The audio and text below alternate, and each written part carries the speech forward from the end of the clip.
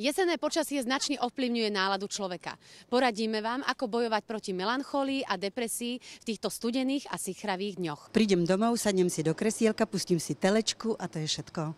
A to vám pomáha? Áno, nikoho nechcem vidieť, o nikom nechcem počuť a to je perfektné.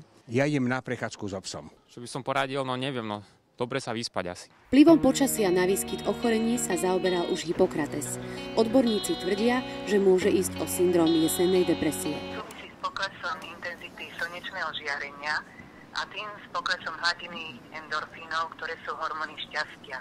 Teplé a slnečné počasie v nás vyvoláva oveľa lepšiu náladu ako daždivá a sichravá jeseň. Keď nám slnečné lúče chýbajú, snažme sa načerpať energiu z iných zdrojov. Vytvorením si príjemnej domácej atmosféry, dobrou hudbou, jedlom či športom. Platí staré dobre známe, proste otužovať sa, byť na tom duchu, zdravo sa stravovať a veľa spať. Do nového, i keď sichravého rána, nezabudnite vykročiť tou správnou nohou.